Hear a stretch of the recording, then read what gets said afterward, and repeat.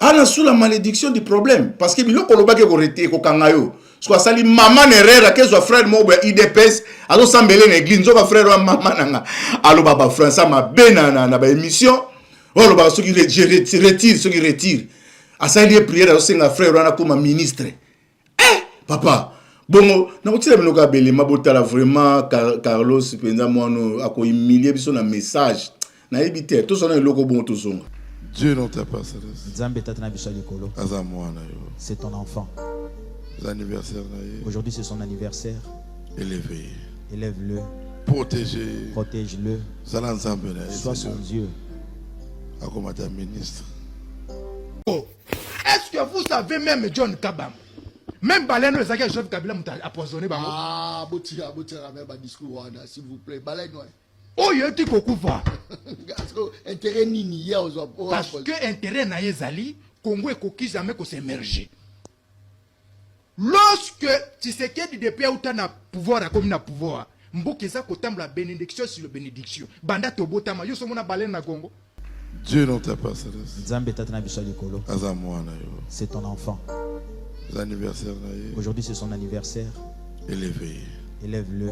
Protège-le. Sois son Dieu. Vraiment na ba politicien ba ngomo ba lu so tali parti wana kena TikTok talango mutu wana wala ba retire wana na batu ba komo koma to retirer prière au Carlos oko kisabiso soni ti wapi nyoso za mutu makasi matoyi elekaka mutu te Carlos yoka to yebisaki yo nini sengeli yo sala. Monsieur, retirez le mandat. Je dis retirez le mandat. La sécurité. Pour notre monsieur, retire ça. Le président n'est pas ton camarade. C'est mon travailleur. Comment ça? C'est mon travailleur. Le président n'est pas ton travailleur, monsieur. C'est mon talent. Le président n'est pas ton travailleur, monsieur. Il travaille. Oui, je l'ai engagé. Tu l'as engagé où? Conformément à l'article 5 de la Constitution, je lui ai donné le pouvoir de me représenter, d'agir à mon nom. Conformément à l'article 5 de la Constitution, je lui ai donné le pouvoir d'agir à mon nom.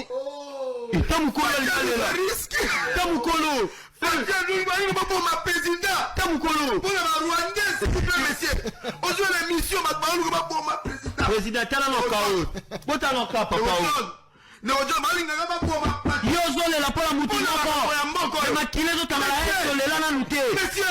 le frère Mara. Je ne savais pas que c'est notre frère. Même si tu es un politicien, gardez toujours la parole de Dieu. Garde toujours la parole. La fierté, sois la fierté de Dieu de Barouti partout tu seras. Dieu te bénira. La bénédiction, c'est Dieu lui-même. Il faut que bayango bouye. La seule voie pour vie pour la kozwa bokonzi dans un régime où ils allaient démocratiser. Attention, vous dites pourvu. Pourvu. Ok. Voilà. Okay. Où ils allaient démocratiser. Ils allaient élection. Et ça m'a dit quitter. Pourvu, on est d'accident dans le contexte. Oh, il bon prévu. Non, je parle pas de pourvu. Je parle pas de prévu. Dans le contexte, on a ça. Voilà. La seule voie pourvu. Oh, non. Ça ne peut pas tenir. Non. Ça ne peut pas tenir. Prévu. Pourvu, non. Ça ne peut pas tenir dans le contexte. Est-ce qu'on peut évoluer? Tu évolues,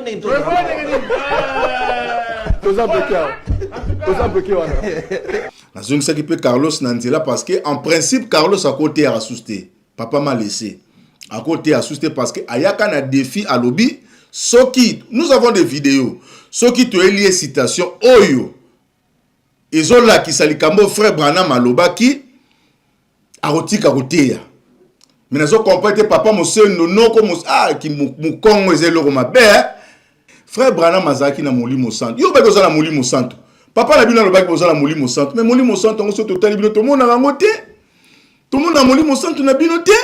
Frère Branham Azaki soko sambela mutu. Ah nata epengenza mapambola yo. Énergie. Arolo bambala mono yo zo malade du kuto lingo ko sao.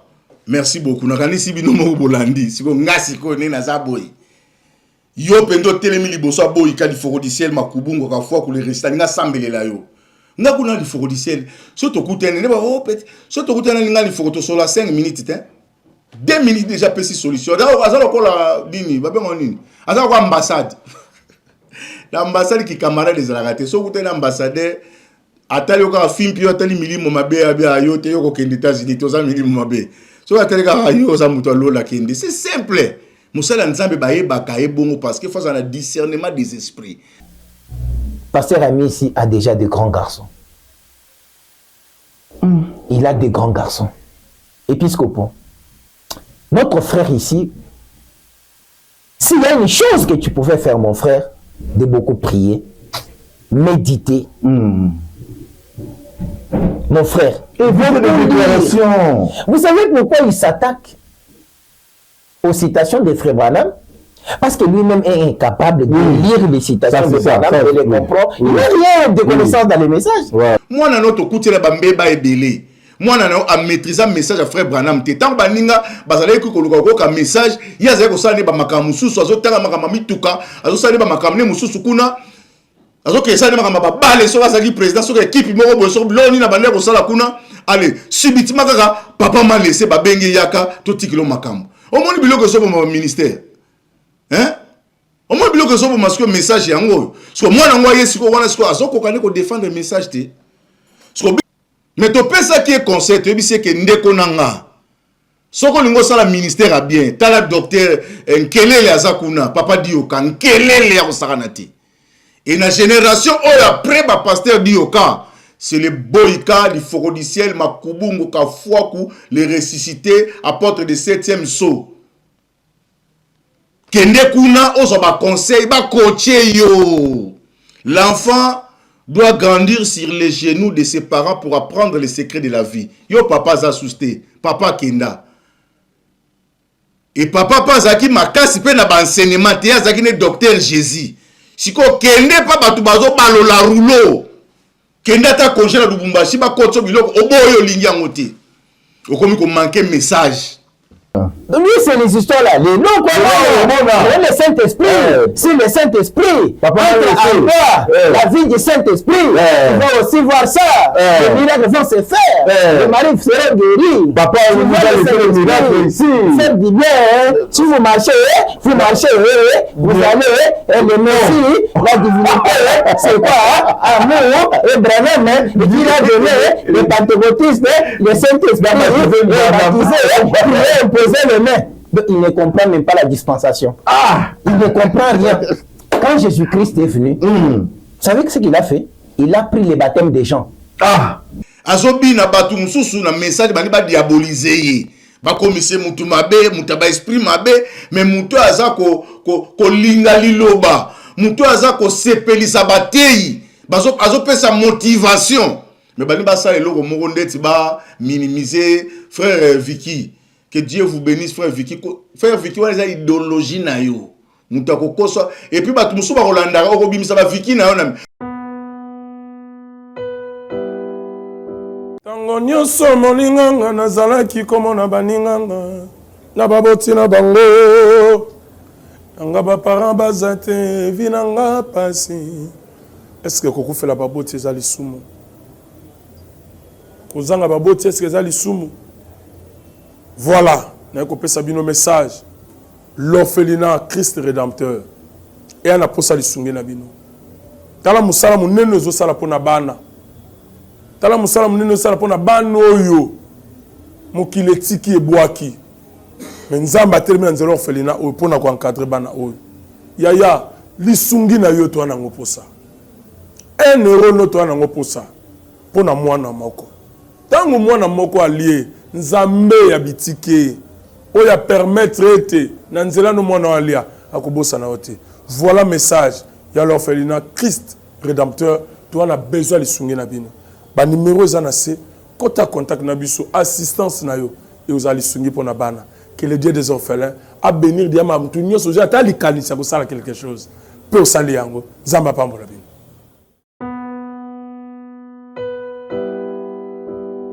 Merci Balandia Nouvelle Tendance, merci encore une fois chez vous, dans vos maisons, Épiscopo Yambo rendez-vous na Kitata, le grand Wazalendo du message. Nakanisi, Bao non so bazi occasion ya kolandanga lisusu mukona lelo bazana ensengo ya kosepela comme on a votre bien-aimé le défenseur du message de frère Branham biso tolobaki Branham ou rien.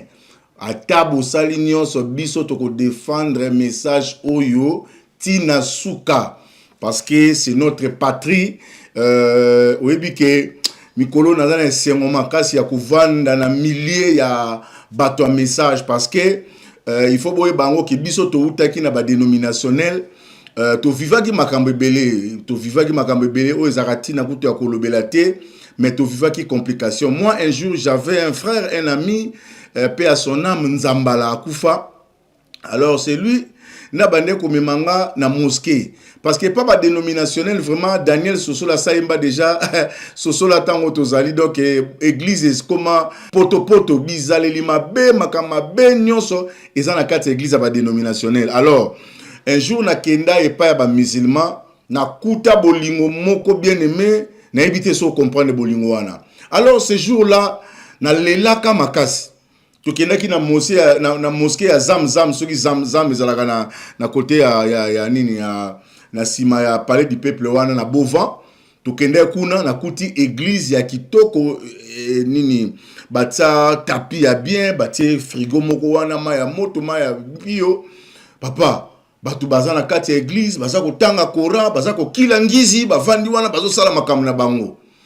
Alors biso pe toyaki tournage to na biso wana vraiment bolingo moko incomparable na bandi ko raisonner ce que pas badeno un jour nazaka na problème moko ya bisika nazaka ko vendre zaki na problème na bandi ko lukana zonga c'était la nuit na bi na ke na église na ko se présenter na zampaka bala lisanga après lobby na on atonga na kende webi ke na ke kuna ba bandi procédure on dirait mutakufi na ma fleuve babenga nani babenga commandant babenga kingani babenga beach babaluka boy tina suka na réponse babi pasteur lobby mutakola na l'église té donc mutumoko yaka wa yibaka tout ça donc pasteur aloba déjà décision mutako kolala na église té ce jour là nzembo wana e matakinga atabakangi bikuke nyonso ya losambo yesu yondimaki kokufa poetenga na bika nabi nga mutalo sambo ba bengi pasteur mais na mosquée papa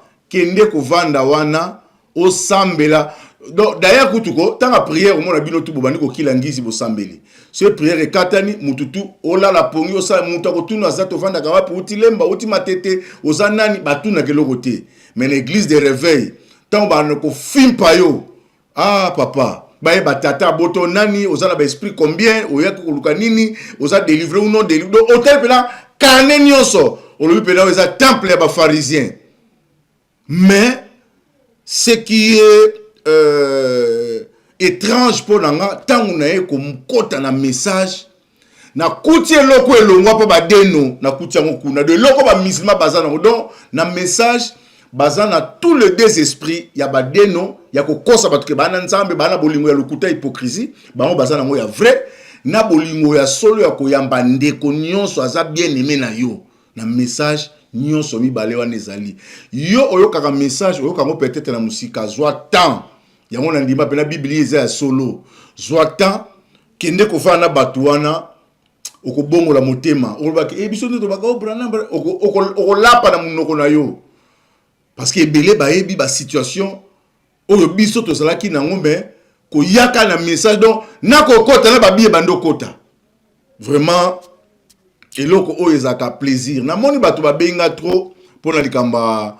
ya pasteur Carlos na saki émission moko pasteur Carlos akende ko toucher Boyka na saki émission moko na zongisaki na nzela ndenge na zongisaki pe bato ya bitabe nzela na zongisaki pe Carlos na nzela parce que en principe Carlos a côté à souster papa m'a laissé à côté à souster parce que ayaka na défi à lobby soki nous avons des vidéos soki to lié citation oyo ezola ki salikambo frère Branham alobaki arotika koteya mais nazo comprendre papa moseno noko ki mukongo ezelo mabe ba boto la bino pouvoir kana mubutu na miso makasi kana mungala kaka bo pola buzoba yango batu musu bazana na message la bien aimé na moni frère na moko bina makasi boye botela ngana to saki na pasteur Nathan Epenge azobina batu mususu na message bani ba diaboliser ye ba komise mutu mabe mutu ba esprit mabe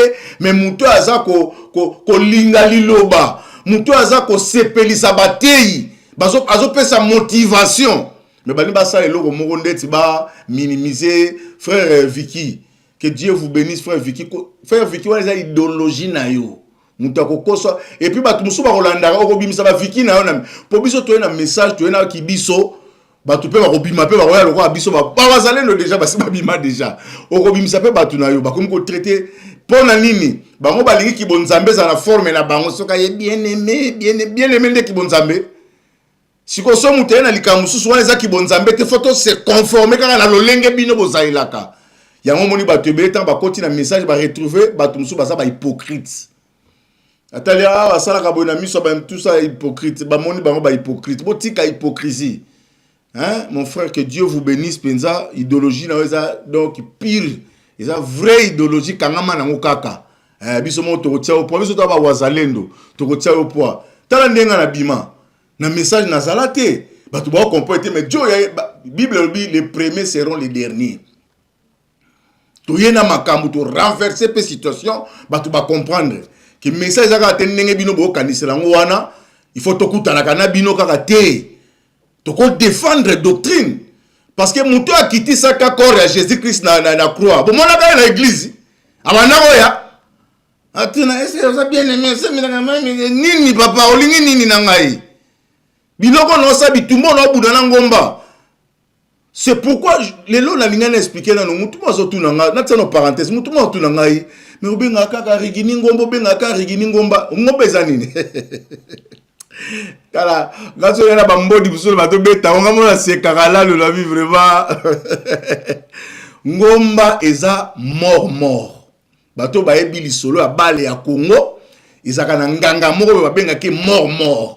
Donc, ce qu'on a joué, donc, au bête kitoko, il faut qu'on ait la maison, on est à mort. So, quand tu mort, tu es au bimbanté, puis au sala 60, tu es ngomba ba bloqué yo.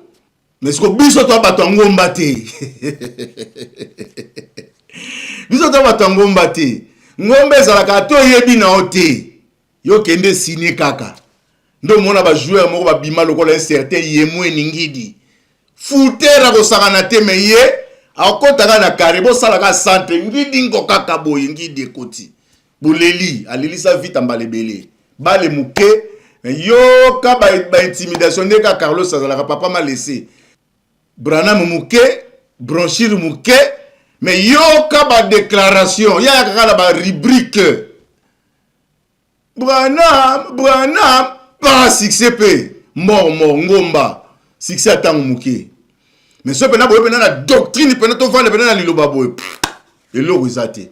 Yango bomoni ngana yaka. Alors Carlos azo ko manquer message trop, message yango parce que tant solo ba déclaration mabe pour le prophète William Marion Branham, okomi ko lokanda ko comparer ka na Jésus déjà eza déjà nzela mabe. Na biso bato to yebi message eza nzela mabe parce que oko ta conflicté na moto atindaki moto na moto yeba tindaki jamais. Parce que moto atindaki apesa autorité peut pouvoir et pas moto atindi. Alobi bato bako yamba yo c'est que bayambinga. Soki bayambi yo te c'est que babo indengande kolo makambo. Est-ce que ça passe ya comprendre nango Carlos? Na lingo mal parce que Carlos a un système. Et un système à Ninja 3 et pe papa tikela y a film à Ninja 3. Image sont ba bato ba sona na papa. Donc ya za ba image ba donc faut rendre compte na bango. Mais tu peux ça qui est conseil, tu sais que ndeko nanga. Soko lingo sala ministère a bien, tala docteur nkelele azakuna, papa dioka nkelele ya osakanati. Et na génération après ba pasteur dioka, c'est le boyka, le forodiciel, makubungu ka fwaku, les ressuscités, apôtre de 7e saut. Kende kuna oso ba conseil, ba coacher yo. L'enfant doit grandir sur les genoux de ses parents pour apprendre les secrets de la vie. Yo papa Zasusté, papa Kenda. Et papa Pazaki makasi pe na ba enseignement te azaki ne docteur Jésus. Siko kende pa batu bazo balo la rouleau. Kenda ta congé na Lubumbashi ba kotso biloko oboyo lingi yango te. okomi ko manquer message na suka na ngwa silisi bongo te akomi ko manquer lisusu ba ancien ya message comme exemple boyebi ndenga manka pasteur na biso Dembo aya penza na cher alobi a livrer Dembo. Est-ce que mon aza respect na ba ancien to na ba papa akosala acte Carlos asala wana boyebi makamba sala pasteur Vibidila malgré na sima na ngali ko se rattraper mais oso loba ki déjà oso manka ki déjà. Alors biso to bimisa loi to loba ke l'ifoko du ciel totali mokili parce que Bible la nature elle-même ne vous enseigne pas. Donc nature peut être akabiso na matete basala loi moko contre bato nyonso bakoza bato makasi ya kobeta edingwi. Donc edingwi na matete babenga kae énigme azali icône ya matete. Donc soki pour matete la ko komi na bato makasi alors baloba boye ezala sali mabe ezala sali malamu kosimbe na nzoto te. Il faut respecter ceux qui l'ont matete comment on a succès, c'est grâce à ces messieurs. Le lorsque qui message à frère Branham et vanda et ça na bateau ba vandi ça na banda kwa bateau et bateau to ba ki photo mimia bango ba misusu basi ba kenda bazonga na gloire à papa notamment pasteur Baruti Kasongo baza bateau ba fandi ça message mais na minute oyo tout ça na pasteur Dio kankelele so simbié non tout na kutu te obetama omona ki zakoko zakola na beta ki po nini parce que oko simba Dio kati ezala za mabe ezala sali nini tobi ke muto ko simbe azate so simbe to beta o de même l'ifoko du ciel pour ça deux côtés à côté ba yembi côté aussi ba prédicateur donc so me ko simba boika obeta mabiso ba mettre nyonso ma tete to beta yo yango bomoni Carlos abeta maka chaque jour a on a podium o pona nini parce que akoko simba te yo tu na ngoloba nini na ozong sa rétro parce que non la ça no makamba sali biloko asaki ba déclaration na eko coûter cher pour la pekisa ke nebise que faut se renoncer loko sa ke zonga senga bolimbi sto bolimbi sao ye teti ya zo continuer na ba aventure bino mo boyoka po na benga ki mama fo mama bino mo ba non est-ce que likambwana ezali kamero benga mama fo obengi mama fo eko sala nini na kati ya mission bande ko na ngai nyonso to sala ka libanda ezonga na banda ko na biso même na éducation même na makamyo so to salaka ezonga pa ba parents na biso yango to boyi pe parents moko to linga mona na ba sale mabeto ba sale boyi po mama ko s'inquiéter ah baninga baza bandeko bolikamni ezokoma na mwana na ngai bango ba ya kaka boyi to bité mwana no to kutela ba mbeba ebele mwana na a maîtriser message à frère Branham te tant baninga bazale ko koluka ko message ya za ko sala ne ba makamu susu azotanga makama mituka azosala ba makamu ne mususu kuna azoke sala ne makama ba bale so bazaki président so équipe moko bo so loni na bande ko sala kuna allez subitement kaka papa m'a laissé ba bengi yaka to tikilo makamu au moins biloko so mo ministère hein au moins biloko so mo masque message yango so mwana ngwa yesiko wana siko azoko kane ko défendre message te so biso bata message comme ça biso ce passe parce que biso to ba maître to yebi masolo bien so biloko c'est so que ça biso soni donc monde ko benga mama tala mwana po mama soka lobi peut-être ko yoka alors c'est ça le problème boya raté ko tika e neni no sala bongo yo olingaka boyika no ça ba principe de ça ba loi to tsaki que non boyika aza boyika amuta makasi babetaka omoni te ka situation bitabe ndenge suki na ba adorateur yo moni bitumbe salami mwandambu ba meko omoni bel mutombo alobi mwandambu ka ba meko lo baba bite to tika wana pomba mutamaka to ko beta baba mbange ko kwa na mabela ba doser so ça mutu omoni déclaration du fournisseur ya salagi so ça que pasteur mon le ba kombo le bonga bo kele ma mais tant ba talika biloko na bimpa nani ke ba wana boy kama kubungu. Alors, tous on a nos vidéos. Pour comprendre, biloko alobaki na pasteur Lifoko. O esala kinga pasi na ba j'aime Branham. Mazo kota biloko akala no. Ta mutazo ta eloba mako zalaka wapi. Fala ko meko lobati.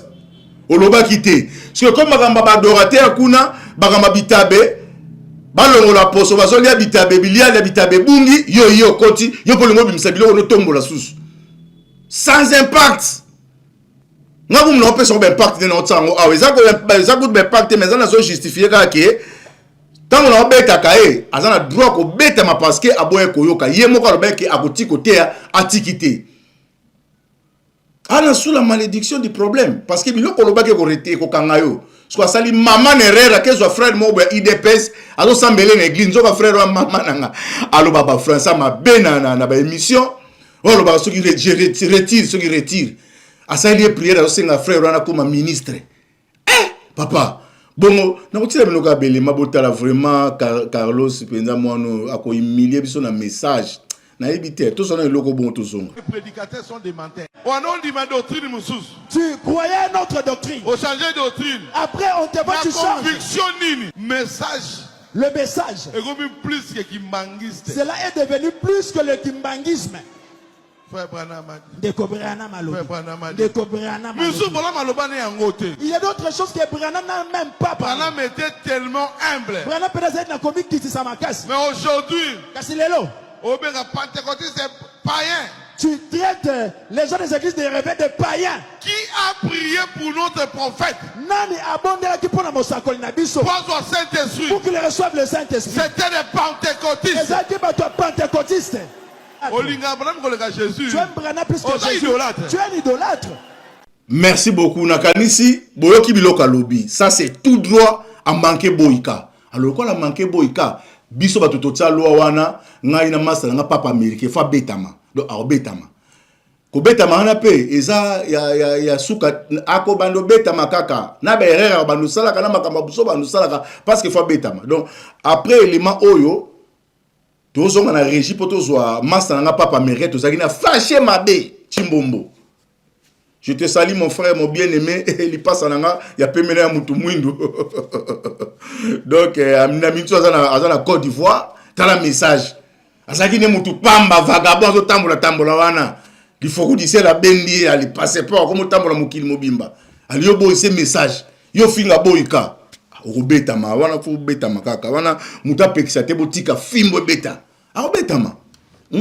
Alors, pasteur Carlos a que ça la prière ya bato moko politicien moko boya une église, asa so mukola anniversaire na ye. Abandi ko sambela muto anniversaire. Botala prière wa saïla ki moto, a sengi pe moto na akoma ministre na Congo, après ce qu'on a tiré la binosco ba vidéo ya muto wana boko lela. Na lingi na régibo edenga botieka mbala moko vidéo ya Carlos asali prière après batala ba sambeleli nani frère Branham Mazaki na Molimo Santo yo ba kozala Molimo Santo papa na bino ba kozala Molimo Santo mais Molimo Santo ngo so total bino to mona ngo te to mona Molimo Santo na bino te frère Branham Mazaki so zo sambela mutu nata epengenza mapambola yo énergie arolo bambala mono yo zo malade ya lukuto lingo ko sao. Non, yo bi ozali pena na mion mobiki. Yo za l'énergie tout sambela mutu sko yebi no mutu ngo pete ka IDPS nzama ko misa ministre na mboka oyo. Esika biso batamaile to za ministre ya bongo. Ministre ba mutu alinga koma ministre za mutu alobaki Kabila tsaki poison na mayo soki ya océan kuna po balena kufa. Tala niveau ya mutu biloko oloba na makambazo raisonner vraiment na ba politicien bango ba lu so tali parti wana kena TikTok tala ngo mutu wana oloba je retire wana na batu ba koma to retirer prière au Carlos oko kisabiso soni ti wapi nyoso za mutu makasi matoi elekaka mutu te Carlos yoka to yebisaki yo nini sengeli yo sala les cas na télé senga bolimbisi banda ko répéter Branham et ça simple poto basi baso pas garder à zati frère Branham a dit yo te ka Branham mais loko les aka pas si pour monter à Branham to ko mona makam to zo na régi to bon to zo le frère Mara même batté à frère je ne savais pas que c'est notre frère à tout ça la politique même si tu es un politicien gardez toujours la parole de Dieu garde toujours la parole. Sois la fierté, partout où ça. Sois la fierté de Dieu de Barouti partout où tu seras. Dieu te bénira. La bénédiction, c'est Dieu lui-même. Dieu n'en t'a pas c'est ton enfant. Aujourd'hui c'est son anniversaire. Élève-le. Protège-le. Sois son Dieu. Comme ministre. qu'il devienne même ministre. J'allais grâce. Fais-lui grâce. Au nom de Jésus. Amen. Amen. Que Dieu bénisse. Merci. Oh. Est-ce que vous savez même John Kabam?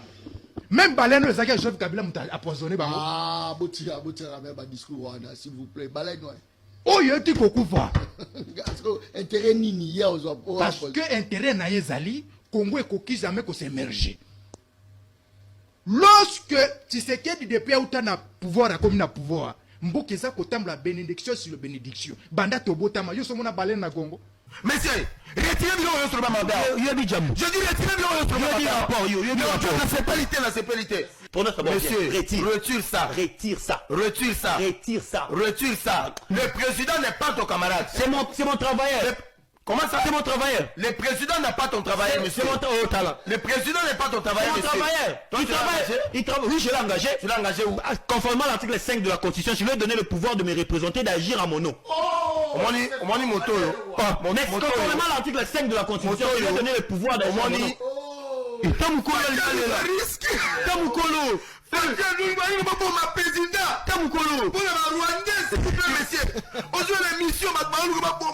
Président,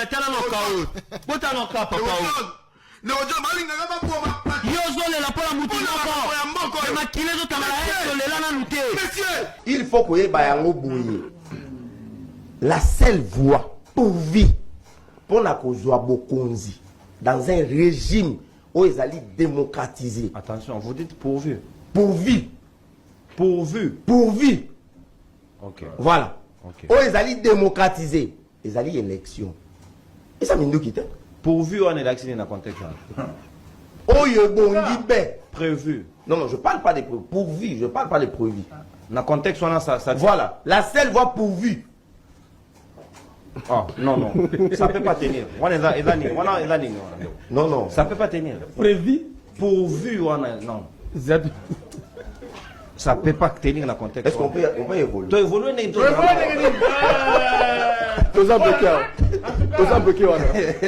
Merci beaucoup. Nakani sibino mo bolandi. Siko ngasi ko ne na zaboy. Yo pendo telemi liboso boy kali forodiciel makubungo ka fwa ku le restani nga sambelela yo. Nga kuna li forodiciel. So to kutene ne ba o pet. So to kutene nga li foto sur la 5 minutes hein. 2 minutes déjà pesi solution. Da azalo ko la dini ba bengo nini. Azalo ko ambassade. L'ambassade qui camarade des alagate. So kutene ambassadeur atali yoka film pio atali milimo mabe abia yote yoko kende États-Unis toza milimo mabe. So atali ka yo za muto lola kende. C'est simple. Musala nzambe ba yeba ka ebongo parce que face à un discernement des esprits. Ala muto ko lobela pa matin. Ozo prier mutu et puis prier en pesa na tanini. Ole komisa muto ba o akoko mape quelle prière. Vraiment papa m'a laissé ngai nde na muto na ko ebiso vérité batoyo bayaka pembeno balinga ka ote ba sisi yote ba bidozer ba MG30 balinga ka yote mon frère na ba jeune ya ngomba bozana bango wana balinga ka yote parce que so balinga ka yo ba ngeba ebiso vérité tala ba joueur nyonso ngomba vie beba bango succès atango muke vie beba mais ba oyo pena bayaki kosala lisando na ndenga malamu baza ba vina bango normal kene na makamba bale kene tuna ngomba tuna ba joueur ngomba ba koyebisa o courte joie ongenga tango muki après sili c'est fini makamba nzambe il faut muto vanda na moboko vanda doctrine alors lelo ngala loba tenga tem na obeta parce que papa américain yaki mbango abitetetete na yoki biloko muto asali ba déclaration asimbi boyika ba simba ka été do fa beta mado ngai na ya dojo ya judo na beti siko boxer pe papa américain pe fa beta makofi na ya alors to ke na registre zo interview to sagi na papa américain va kende Côte d'Ivoire boyo kabino moko nenge Carlos a obimate ti okote ya message so ka na babiloko noka wana kaka okoleka te parce que le message côté confusion batu ba ebe ke église wana les églises à message mais tant bino mo bokomi ko ba déclaration mo c'est pourquoi pendant que souk ça pena lo ba awake biloko bozo mona to sala o na tango Jésus qui plus grave que le ka bono bo bino lo baté botanga bible te tango Jésus qui a bandi doctrine oh bafarisien batomboka bazolanda bato na bata bilongi yo zala côté kuna yango na se méfier na bato nyonso na mona baona ngomba bayaka pe côté na biso ngala linga ba bloko wana te alinga bloko wana eza mabe makasi mutu fois na position frère Branham alobaki ke moto sengela za na position isa teo na malamu na mabe te mutu faut telema na vérité tu dois défendre mabe malamu nini yango siko te faut bakaka malamu. Quand on dit l'église est au milieu du village, c'est-à-dire l'église est dans la vérité. Tout ça, quand la vérité dans le kuta. Nzila, yanzambi, voya satana. Sola, bouena vavanza. De la manière dont on connaît, et que vous n'avez pas un ministère. Ou peut-être vous avez un ministère, mais le temps de l'exercice de ce ministère n'est pas encore arrivé. Très bien. C'est très dangereux. Très bien. Tu peux avoir le ministère, mais l'appel, parfois tu es né avec le ministère, mais l'appel peut venir à 17 ans, très bien. À 16 ans, très bien. À 20 ans, d'autres à 40 ans. Moïse, l'appel, c'était, je crois, c'était 40 ans. Oui. 40 ans. Mais si vous êtes précipité, c'est pourquoi, vous savez, je ne suis pas contre les gens qui laissent les églises à leurs enfants. Je ne suis pas contre. Mais quand on réfléchit beaucoup plus, ça cause des problèmes. Pourquoi? Parfois, ce n'est pas l'heure de l'appel de la personne à qui tu laisses l'église. Niveau. Bravo au révérend pasteur Ami Simonango. Vraiment. À votre âme. J'ai fait des émissions avec ses papas. Il me disait, Jean-Claude, si je meurs, c'est Georges. Je le jure au nom du Seigneur Jésus-Christ depuis 2018-2019. Pasteur Ami me disait, si je meurs, c'est... Voilà. Depuis. Je vous dis, j'ai des émissions avec Pasteur Amissi. Ah bon? Je peux couper et vous envoyer. Okay. Il dit, j'ai né les enfants dans mon ministère. Si je mets, je n'ai plus à regarder à mes enfants biologiques. Très bien. J'ai Georges qui a pris l'église, là, je le jure. Le pasteur Georges qui déjà dit, pasteur qui me disait, et Makazadi est témoin. Il parlait toujours, il l'aimait beaucoup. Et c'est pasteur Georges qui est resté avec l'église. Or, pasteur Amissi a déjà des grands garçons. Il a des grands garçons. Épiscopaux. Notre frère ici, s'il y a une chose que tu pouvais faire, mon frère, de beaucoup prier, méditer. Mon frère. Et votre déclaration. Vous savez pourquoi il s'attaque aux citations de Frère Branham? Parce que lui-même est incapable de lire les citations de Branham, de les comprendre. Il n'a rien de connaissance dans les messages. Lui, c'est les histoires-là. Les noms qu'on le Saint-Esprit. Si le Saint-Esprit la vie du Saint-Esprit, on va aussi voir ça. Les miracles vont se faire. Le mari sera guéri. Papa, vous avez le miracle ici. Faites du bien. Si vous marchez, vous allez. Le Messie, la divinité, c'est quoi? Amour. Branham, il a donné les pentecôtistes, le Saint-Esprit, il a imposé les mains. Donc, il ne comprend même pas la dispensation. Il ne comprend rien. Quand Jésus-Christ est venu, vous savez ce qu'il a fait? Il a pris les baptêmes des gens. Pourquoi? Jean était inférieur. Comme il a pris les baptêmes des gens, mais plus tard, après 3 ans, on a commencé à prendre le nom au nom de Jésus. Après, c'était seulement au Jourdain, c'était seulement des gens, pas seulement l'autre là. Il ne comprend pas. Il ne comprend rien. Mais c'est ça, mais il ne comprend rien. C'est ça, c'est le problème. Il ne comprend pas la dispensation. Papa américain. Mais il ne sait rien. C'est ça le problème. Il ne connaît rien. On vient m'arrêter, il ne connaît rien. Si c'est pour ça, on va aller au tribunal. Et je veux prouver que... C'est tout lui qui nous donne cette église-là, il va voir. C'est ça son problème. Ça passe. Et les disciples ont commencé à baptiser au nom de Jésus. Maintenant, va dire à ses disciples, on retourne seulement au baptême des gens au Jourdain. Va lui dire. Mais c'est le même Dieu qui... Bon, c'est-à-dire, Frère Branham devrait venir aussi comme Jésus. Il devrait remplir d'autres conditions. Parce que lorsque Jésus est entré dans les eaux, chez Jean-Baptiste a dit, c'est toi le plus grand, moi je ne peux pas te baptiser. Il fallait que la justice soit faite. C'est-à-dire, Jésus devrait répondre aussi. Si un agneau, on ne peut pas offrir un agneau sale. On devrait laver l'agneau. Mais c'est comme ça, Frère Branham. Le Cameroun n'a pas commencé avec Branham. Il y avait les leaders, il y avait les Paul, il y avait les autres. Branham vient, il s'est conformé aussi. Mais quand il a eu la révélation d'autres choses, nous on comprend. Ça maintenant, ça change. Mais, pardon, le pasteur il faut redire tant à ça qui citation où il dit que frère Branham dit que les pentecôtistes, ce qu'il y a l'unité, ce qu'à l'égard de Jésus, dans le temple à Jérusalem, Jésus a qualifié par un banane. Bah tombeau blanchi, bah aveugle, race de vipères, à cause de mon banane. Ils ont refusé Jésus-Christ. Si vous Jésus-Christ, Ambi Mara Bango, pour assembler la Kuna, pour Bayambaka et Bébé Kuna. Je sais autant livre dans la synagogue. Autant parce que moi, la loi juive, moi, autant sa lecture dans la synagogue. Mais tant que Jésus a bandé le ministère, abîmé les bandas, et qu'on peut cette chose qu'on forme, c'est de même frère Branham de Torobi que frère Branham Azala qui n'a pas pentecôtiste. Tant qu'on abîmé, c'est tala. Si le code maintenant, ils disent qu'on a beaucoup à Jésus-Christ, n'est Branham, maintenant ça a code. Il faut accepter le message prêché par William Marion Branham. Et là, on y comprendre que le problème est simple.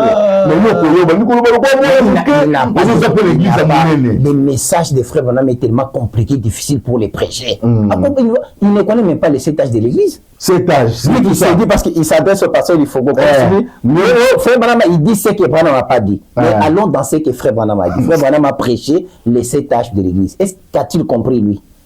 Il montrait que du temps de Paul, Paul était dans la vérité avec les gens de ces temps-là. Il a prêché la parole. Après son départ, les gens se sont organisés. Ils ont enlevé les baptêmes au nom de Jésus. Ils ont remplacé les noms de baptême au nom du Père, Fils et Saint-Esprit. Maintenant, l'autre qui vient, quand frère Branham vient, il trouve aussi ces baptêmes-là. Vous voyez, parce qu'il faut être prudent. Mais il vient, il dit, non, nous devons retourner à la parole. C'était quoi? Les baptêmes au nom de Jésus. Très bien. Vous voyez? En fait, frère Branham est venu pour rétablir la vérité. Je donne un exemple. Vous allez voir que l'apôtre Paul s'adresse ou s'attaque aux femmes qui faisaient des tresses. Des tresses, ouais. Pendant les temps de Paul, ce sont les Pites qui faisaient des tresses. Très bien. Maintenant, pendant notre temps, bien que c'est dans la Bible, qui font des tresses de la manière qu'on le faisait avant? Toutes les femmes ne font pas ça. Actuellement, frère Branham dit non, une femme peut tresser ses cheveux. Parce que d'abord, si vous trouvez une femme qui tresse des cheveux, ce sont des femmes que nous avons à la maison. Les Pites, ils mettent autre chose. Le monsieur ici n'a pas de poumons, n'a pas de poids pour parler n'importe quoi, pasteur Lifoko. Jamais. Toi, tu n'es pas chrétien plus que pasteur Lifoko. Lifoko a travaillé. Lifoko a rencontré Dieu. Lifoko a fait l'expérience personnelle avec Dieu. Ce ne sont pas ces gens de vos prédicateurs et petits garçons qui tombent avec des filles qui vont dans les boîtes de nuit, qui font n'importe quoi. Nous, ici, on connaît quelque chose dans les messages. Pourquoi on ne prêche pas? Parce que je regarde ma vie, je me dis, jamais. Je suis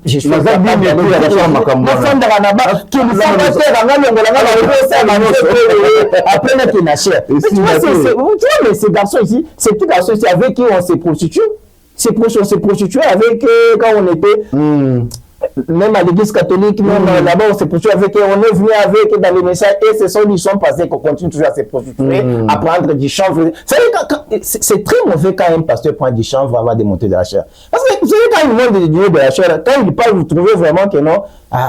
Mais vous savez,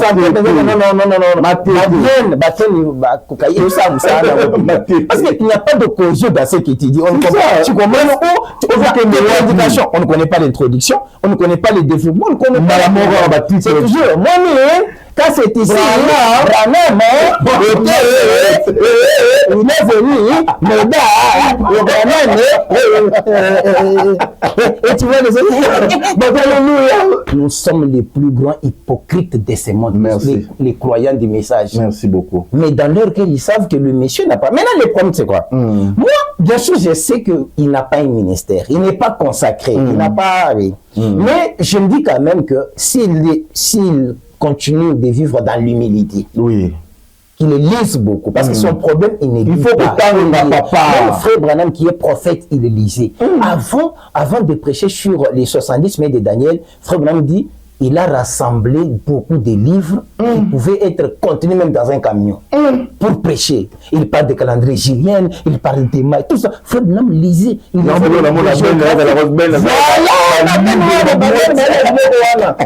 ça. Si vous avez trouvé ces gens, regardez Pasteur Lifogo. Nous, on a quand même vécu proche de lui. Il dort avant. Il se réveille, il commence à lire. Donc, parce qu'il faut quand vous êtes avec, c'est toujours un homme consacré. Donc,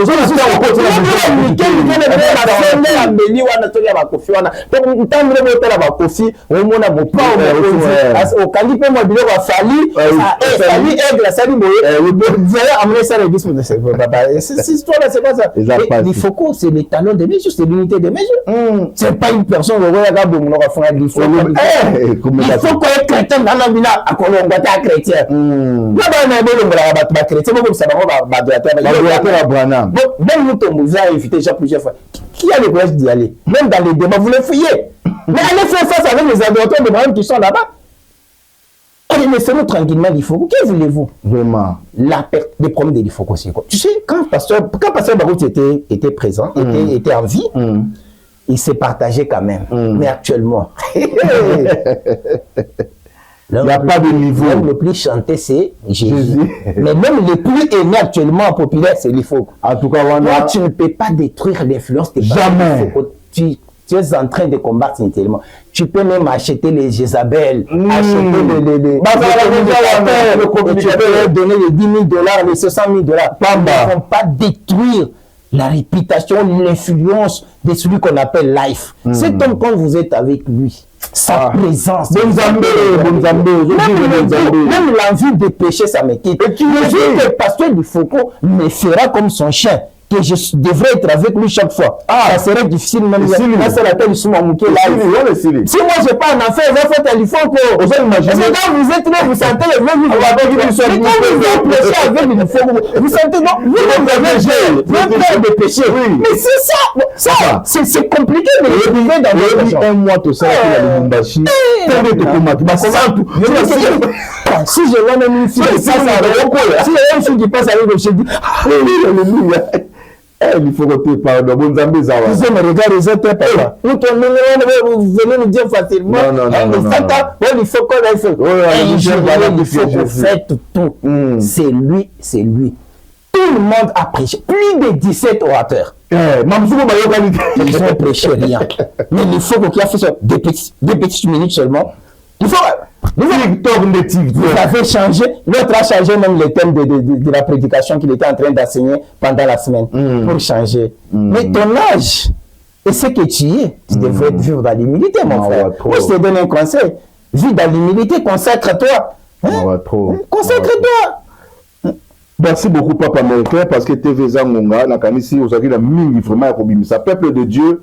Il faut comprendre biso par rapport à omoni biso ba jouaka biso ba journaliste moko tous allez corrompu ou tous aka contre tous aka pour mutu moko mais nasi na ebisa bino que le problème est simple ezali na bakan ici salama biso to pona ko respecter parole ya patrie pe ko défendre yango mais l'autre camp bango balobi ba piétiner le nom des prophètes pour bimaka mutu pamba bango Jésus c'est ce que j'ai expliqué nasi na lobaki makambo et loko pasteur il faut codiciel à sali pas la naï na bané ko recevoir message on a mieux sauté parce que à cela qui défilait à makamunyo sur les quelques on la début année babino ba maïka il fallait balayer toutes ces choses parce que talanzemba kitoko ba tubenga ba effacer yango bazo benga pe vibidi la mwana manyanga pesa lobe la biso na makambo oyo et maïka la maï peut citer vibidi la mwana manyanga et puis azolo ba pe que no batela ba likambo oyo la nzembo ya inspiration c'est le monde de Dieu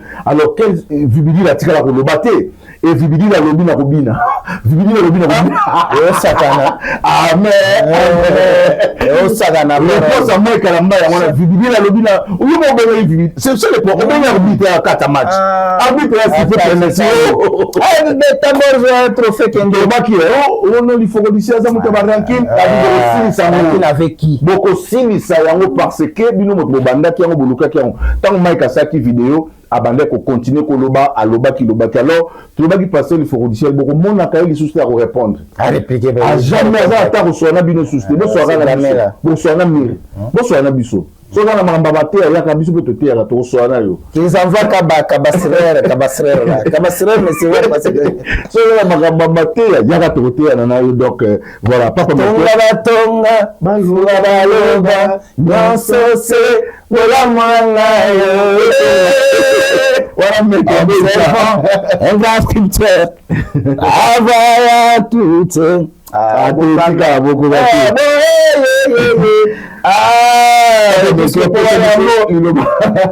triple brassard qui a fait 10 jours à Dubaï sous l'apostolat de l'Ifoko du ciel. Papa na lela obi passer l'Ifoko du ciel na vie na mai papa na éviter tolo bango tant qu'est-ce qu'on va rendre à cet homme papa qu'est-ce qu'on va donner à Simon?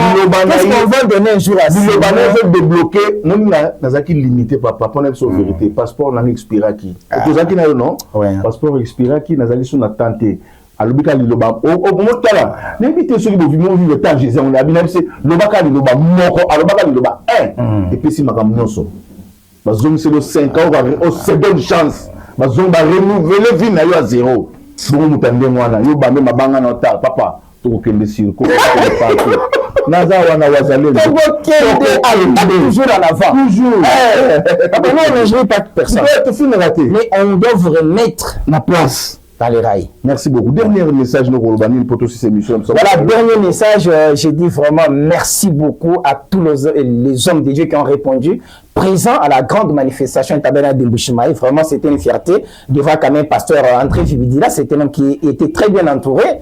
Un pasteur qui a de bonnes réputations, les gens qui ont fort travaillé pour ces messages. Et nous saluons aussi la prestation du pasteur Life. Pas seulement nous ici qui parlent, les gens qui vous aiment sont plus ceux qui vous haïssent. Je m'en vais maintenant saluer mon sponsor, HAM Groupe Service, l'agence des fêtes maritimes. Vous avez vos marchandises en Chine pour qu'ils tombent ici à Kinshasa, 55 jours, 58, 2 mois, ça y est ici. Je salue les big boss des boss. Abikou Constant, je n'oublie pas Jules César, je n'oublie pas beaucoup de gens, donc vraiment, deux adultes, les références Zoé Mpuma, Mwambanzambi, et puis Oyo, référence Zoé, non, 9e mois, 10e mois, téléphone à mon arrêt, qui na Katsa Mabile, na Katsa Capitale, Abidja et Salabi, je crois qu'il y a au Simba, donc vraiment, épiscopo. Merci beaucoup, papa américain. On a tombé tout ça, là, on a triple papa ça, Aigle Massengo. Aigle Massengo. Soleil, c'est par là, les chemins au bout, vendre au Tikali. On est là. On est là.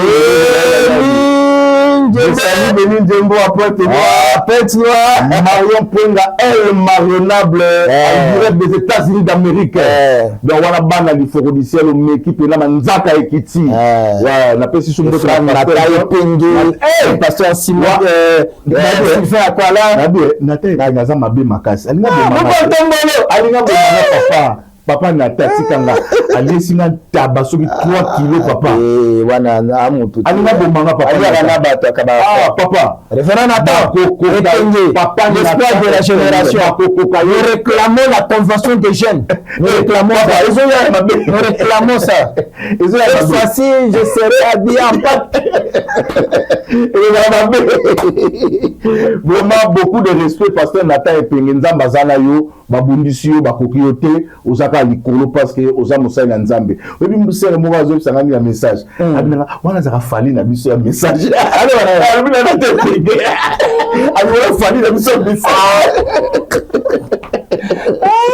papa, c'est ça. Il y a la patrie, il y a tout. Non, c'est la bonne dans la patrie, il y a tout, il y en a tout dans la patrie, toujours. Alors, tout ceci, merci à Pasteur John. Pasteur John, tu as émission. Oui, j'étais très content. J'étais à l'ambassade de Côte d'Ivoire. On vous a mis là-bas. Au niveau de l'ambassade, on vous suivait. J'ai dit, c'est mon église. Non, j'ai dit, c'est mon ami. Il est le fils. Seigneur. Merci pasteur John Musato sala kitoko bokendaki mariage ya mwana ya président Sassou Nguesso biso pe tokokende kaka makambo eza mo ebele nzambe vraiment pambola yo na reconnaissance na yo pe na ndenge omemanga na motema na nzamba bakiselo penza ya mingi nazanga peut-être akoyebisa autant que tournera ba émission na biso mais je sens que olinganga mingi vraiment nzambe apambola yo tokutani prochainement avec papa américain papa obana ma prophétique na ye o muli pasa na ngai mutu mundu na mundele ba mapasa c'est mon bébé ba masasi tokutani prochainement merci beaucoup merci banakin bana monde entier Maxi bien-être Sougala café logo na meli logo mais logo eza mabe ya bien pour na panne technique mais ko salela ngo na ndenge mabe te salela ngo pour na mama ba célibataire to lingi bino ate so maka boma mokolo bala pourtant mzo ba produire ngo sute Maxi bien-être yango yo lukango benga ndeko nanga alendele ye mutu ayebi esika ko fournir yo autant que tu veux $35 et zebele na kati sobo melika moko de jour bien be hémorroïdes banini tout ça bilialia vanda musala banini et réparer yo système ya break et réparer yo pe fonctionnement ya break de break donc et pe son fonctionnement ya bien to komi ba congolais toujours gagner ba match oza ba défaite pas technique en plein match, c'est pas bon. Zongela et loco. Nana c'est éviter de dire surtout ba pasteur, bodingo mela boyawa. Bo benga bena alendele na numéro na e pour bo benga pour bo loko. C'est important. Traitement poison anti-poison yango yo. Ne ba mususu meli yango avant kende obima, o mela ngo. Ça 2 jours atabati le loko. Moi cuire mon corps c'est bon. Oyope anti-poisson. Donc, ce qu'on attend, ils ont la carte. Et l'on l'a. Alain de Mikolo somme. N'habité Mindela, on va payer Biloko. Pour Biloko, on va des solo. Mikolo, va tirer à poisson à toi, famille, à tous les problèmes dans Moutouté, jalousie, car donc, va produire en wana, il y a anti-poison, Oyopé anti-poison. Donc, Benga Alain Dele, à partir d'Aïe, Aïbneni, ou à Ozouango.